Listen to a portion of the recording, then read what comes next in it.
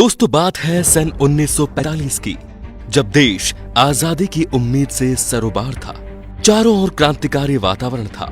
ऐसे में एक गढ़वाली परिवार में जन्म हुआ बेहद ही साधारण से दिखने वाले बच्चे का पूत के पांव पालने में ही नजर आने लगते हैं। पिता आर्मी ब्रिगेडियर थे, तो देशभक्ति के संस्कार खून से ही मिले। कुशाग्र बुद्धि और बहुत कुछ हासिल करने की चाह के चलते 1965 में आईपीएस टॉप करके ही माने। केरल बैच के आईपीएस अफसर बने और 6 साल में वो मेडल हासिल कर लिया, जो 17 साल की ड्यूटी करने पर भी हासिल नहीं होता।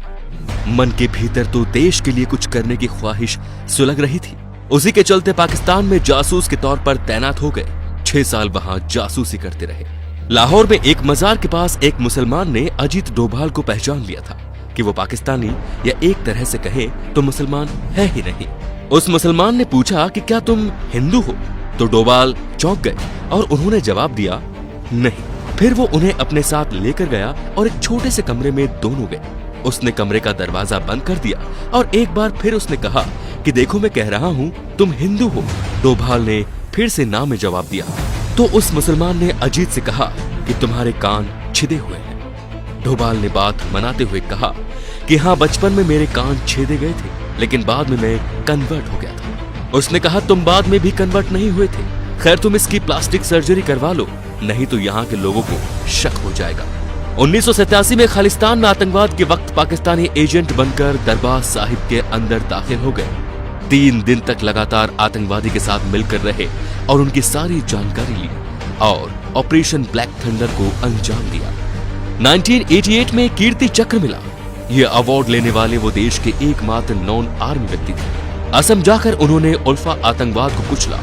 मोदी की तो उन पर शुरुआत से ही नजर थी। जैसे ही उन्होंने देश की बागडोर संभाली, उन्हें राष्ट्रीय सुरक्षा सलाहकार बनाकर बहुत बड़ी जिम्मेदारी सौंपी। बलूचिस्तान में फिर से रॉ को एक्टिव किया और इस मुद्दे को अंतर्राष्ट्रीय मुद्दा करने के पीछे इस आधुनिक चाणक्य का ही दिमाग था।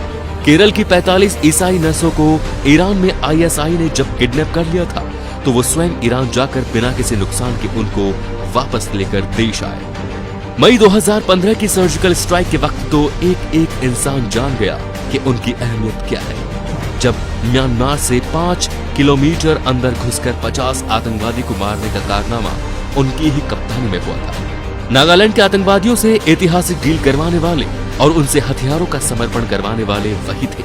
उन्हीं की हिम्मत और ना डिगने वाली सोच ने भारत की डिफेंस पॉलिसी को अग्रेसिव बनाया।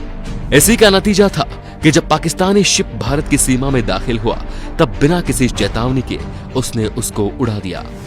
फिर आया इतिहास का वो सबसे बड़ा दिन। दिसंबर 2016 में पाकिस्तान की जमीन पर पहली बार सर्जिकल स्ट्राइक हुई। 3 किलोमीटर अंदर जाकर 40 आतंकवादियों और 9 पाकिस्तानी फौजियों को मारा। अपने किसी सैनिक को आंच तक नहीं आने दी। एयर स्ट्राइक में भी उनकी ही भूमिका रही।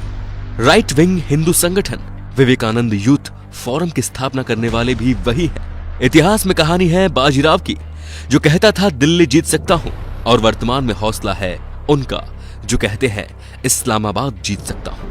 और कोई नहीं, वो है मोदी के चाणक्य अजीत डोभाल। तो दोस्तों, कश्मीर में 370 हटाने पर पैदा हुए हालातों का जायजा लेने भी अजीत डोभाल स्वयं गए थे और उन्होंने अपने हिसाब से ही स्थिति को सामान्य किया और वहां के लोकल लोगों के साथ मिलकर उनके साथ हंसी ठिठोली करके उनके साथ वक्त बिताया। ये एक ऐसे शख्स हैं जिनकी देश को काफी जरूरत है।